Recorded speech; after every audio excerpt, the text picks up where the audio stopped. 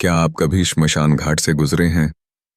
अगर हाँ, तो आपने जरूर महसूस किया होगा कि वहां की हवा बाकी जगहों से अलग होती है, गहरी, भारी और किसी अनदेखी शक्ति से भरी हुई। लेकिन क्या होगा अगर आपको वहां कुछ ऐसा दिख जाए जिसे भूल पाना नामुमकिन हो? यह कहानी है राकेश की, जिसने एक रात श्मशान घाट के पास कुछ ऐसा देखा जिसने उसकी पूरी जिंदगी बदल दी। एक डरावना कुआं, आत्माओं की चीखें और एक श्रापित साया। क्या वह इस भयानक रात से बच पाया, या फिर वह भी उन अनगिनत आत्माओं में शामिल हो गया जो हमेशा के लिए श्मशान में कैद हो गईं? तैयार हो जाइए एक ऐसी सच्ची घटना पर आधारित कहानी के लिए जो आपकी रूह तक कंपा देगी। श्मशान घाट की अनसुनी चीखें। रात के लगभग 2 बजे का समय था। अंधेरा इतना गहरा था कि हाथ को हाथ नहीं सूझ रहा था। आसमान में काले बादल छाए हुए थे और दूर कहीं एक उल्लू की भयानक आवाज गूंज रही थी। हवा में अजीब सी ठंडक थी जो किसी अनजाने डर का संकेत दे रही थी। राकेश, एक साधारण युवक, अपनी बाइक पर घर लौट रहा था, लेकिन अचानक उसकी बाइक का पेट्रोल खत्म हो गया। उसने इधर उधर देखा, लेकिन दूर दूर तक कोई सहायता नहीं दिखी। कुछ दूरी पर उसे एक हल्की रोशनी दिखी। जब उसने गौर किया तो वह रोशनी एक पुराने शमशान घाट से आ रही थी। राकेश ने सोचा कि शायद वहां कोई होगा जो उसकी मदद कर सकता है, लेकिन जैसे ही उसने शमशान की ओर कदम बढ़ाए, उसे अपने आसपास एक अजीब सा सन्नाटा महसूस हुआ। हवा में जलती हुई चिता की गंध थी और हल्की हल्की धुंध वातावरण को और भी भयानक बना रही थी। वह हिम्मत जुटाकर आगे बढ़ा और शमशान के प्रवेश द्वार तक पहुंचा। वहां चारों ओर राख ही राख फैली थी और कुछ जलती हुई लकड़ियां अभी भी चिंगारी छोड़ रही थीं।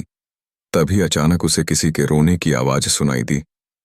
यह एक औरत की करुणामयी चीख थी जो धीरे धीरे तेज होती जा रही थी। राकेश के रोंगटे खड़े हो गए। उसने चारों ओर देखा, लेकिन उसे कोई नजर नहीं आया। डर के बावजूद वह आगे बढ़ा और शमशान के भीतर चला गया। अंदर का दृश्य और भी भयावह था। जगह जगह अधजली चिताएं थीं और धुएं में किसी अनजान भय की गंध थी। तभी उसकी नजर एक सफेद साड़ी पहने औरत पर पड़ी जो एक चिता के पास बैठी हुई थी। उसके बाल बिखरे हुए थे और चेहरा इतना डरावना था कि उसकी रूह कांप गई। राकेश की हिम्मत जवाब देने लगी, लेकिन तभी वह औरत धीरे धीरे उसकी ओर देखने लगी। उसकी आंखें कोयले की तरह जल रही थीं और फिर राकेश को अपने पैरों के नीचे जमीन खिसकती महसूस हुई। उसे एहसास हुआ कि वह जिस जमीन पर खड़ा है वह धंस रही है। उसने भागने की कोशिश की, लेकिन उसके पैरों को किसी अदृश्य शक्ति ने जकड़ लिया। अचानक ही हवा में कई सारी आवाजें गूंजने लगीं। वे आवाजें किसी की करुणा भरी पुकार नहीं थीं, बल्कि वे प्रतिशोध से भरी हुई थीं। तू भी उन्हीं में से एक है, तुझे भी मरना होगा, एक भारी आवाज गूंजी।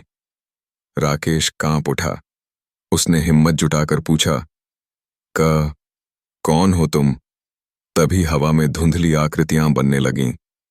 यह आत्माएं थीं जिनके चेहरे विकृत और आंखें जलती हुई थीं। वे सभी राकेश की ओर बढ़ने लगीं। अचानक राकेश को एहसास हुआ कि वह अकेला नहीं है। पास की चिता से एक कंकाल जैसा हाथ निकला और जमीन पर घिसटता हुआ उसकी ओर बढ़ने लगा। राकेश ने अपनी पूरी ताकत लगाकर अपने पैरों को छुड़ाया और भागने लगा, लेकिन शमशान के दरवाजे पर पहुंचते ही एक भयानक सच सामने आया। दरवाजा बंद हो चुका था। तभी सफेद साड़ी वाली औरत ने अपनी उंगली से एक पुराने कुएं की ओर इशारा किया और कहा, यहां झांक कर देख, तुझे सारा सच पता चल जाएगा। राकेश ने कांपते हाथों से कुएं में झांका। उसमें सिर्फ पानी नहीं था, बल्कि उसमें कई विकृत चेहरे उभर रहे थे। कुछ जल चुके थे, कुछ कटी हुई गर्दनों के साथ थे और कुछ के मुंह चीखते हुए खुले थे। उसका सिर चकराने लगा। तभी उसे एक तेज धक्का महसूस हुआ और वह कुएं में गिरने लगा। जैसे ही राकेश कुएं में गिरा, उसे लगा कि वह किसी और ही दुनिया में पहुंच गया है। कुएं की दीवारों पर पुराने समय के चित्र उकेरे हुए थे, जिनमें बलि देने की रस्में दिखाई दे रही थीं। कुएं की गहराई में एक भयानक आवाज गूंज रही थी, तूने इस शमशान में कदम रखा है, अब यहां से बाहर नहीं जा सकता। राकेश किसी तरह दीवारों को पकड़कर ऊपर चढ़ने की कोशिश करने लगा। तभी उसने देखा कि कुएं के तल पर सैकड़ों हड्डियां बिखरी हुई थीं। कुछ हड्डियों के बीच में एक लोहे की जंजीर से जकड़ी हुई किताब रखी थी। किताब पर खून के निशान थे और उस पर लिखा था, मृत आत्माओं का श्राप। जैसे ही उसने किताब उठाई, पूरा कुआं हिलने लगा। हवा में भयानक चीखें गूंज उठीं और कुएं से एक काली छाया बाहर निकली। वह छाया धीरे धीरे एक आकृति में बदलने लगी। यह वही सफेद साड़ी वाली औरत थी। मैं इस शमशान की रक्षक हूं। जिसने भी यहां अन्याय किया, उसे मैंने श्राप दिया। अब तू भी इस रहस्य को जान चुका है, इसलिए तुझे भी मरना होगा, औरत ने गुर्राते हुए कहा। राकेश ने घबराकर किताब वापस कुएं में फेंक दी और पूरी ताकत से चिल्लाया, मुझे माफ कर दो, मैं यहां गलती से आया था। अचानक कुएं की दीवारों पर लगी आग बुझने लगी और एक गहरी आवाज आई, लेकिन फिर कभी इस शमशान की ओर कदम मत बढ़ाना। राकेश को लगा जैसे किसी अदृश्य शक्ति ने उसे ऊपर खींच लिया। पलक झपकते ही वह शमशान के बाहर आ गया। जब उसने पीछे मुड़कर देखा तो शमशान वैसा ही शांत था जैसे वहां कुछ हुआ ही न हो, लेकिन उसकी आंखों में अब भी वह भयावह दृश्य तैर रहा था। वह पूरी ताकत से दौड़ा और अपनी बाइक तक पहुंचा। अगले दिन जब उसने गांव के बुजुर्गों से इस शमशान के बारे में पूछा तो उन्होंने बताया कि कई साल पहले वहां एक पुजारी को जिंदा जला दिया गया था, क्योंकि उसने गांव के लोगों को धोखा दिया था। मरते वक्त उसने श्राप दिया था कि जो भी इस शमशान में रात को आएगा, वह कभी लौट नहीं पाएगा।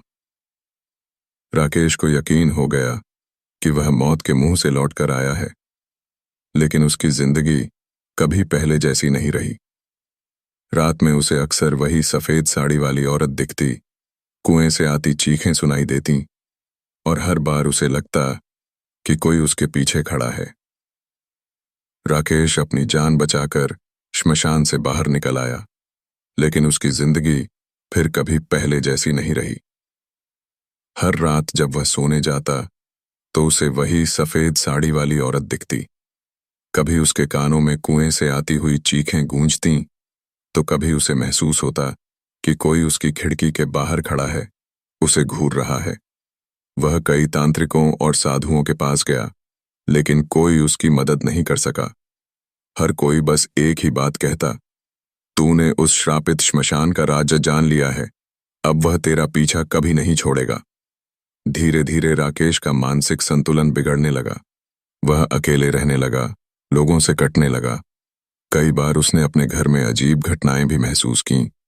रात को दरवाजे अपने आप खुल जाते, दीवारों पर खून जैसे निशान उभर आते और कभी कभी तो उसकी परछाई भी उससे अलग हरकत करने लगती।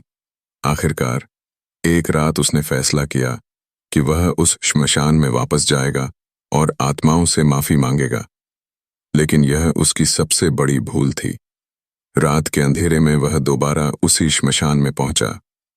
वहां सब कुछ वैसा ही था, वही जलती चिताएं, वही ठंडी हवा और वही सन्नाटा।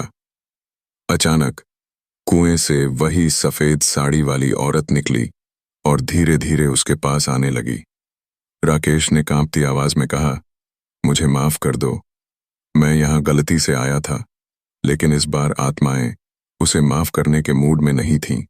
देखते ही देखते चारों ओर से भूतिया साए प्रकट होने लगे। अचानक किसी अदृश्य शक्ति ने राकेश को पकड़ लिया और हवा में उठा दिया।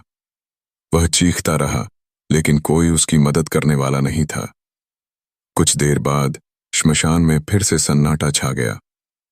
न राकेश की चीखें बचीं, न ही उसका कोई निशान। अगले दिन गांव वालों ने सुना कि राकेश कहीं गायब हो गया है। लोग कहते हैं कि उसने श्मशान घाट में आत्माओं के राज जानने की गलती की थी और अब वह खुद भी उनमें शामिल हो चुका था। आज भी जो भी उस श्मशान घाट के पास से गुजरता है, उसे कुएं से आती चीखें सुनाई देती हैं। कुछ लोगों का कहना है कि उन्होंने वहां एक परछाई देखी है, एक परछाई जो बिल्कुल राकेश की तरह दिखती है। क्या आप कभी रात में श्मशान घाट के पास से गुजरने की हिम्मत करेंगे?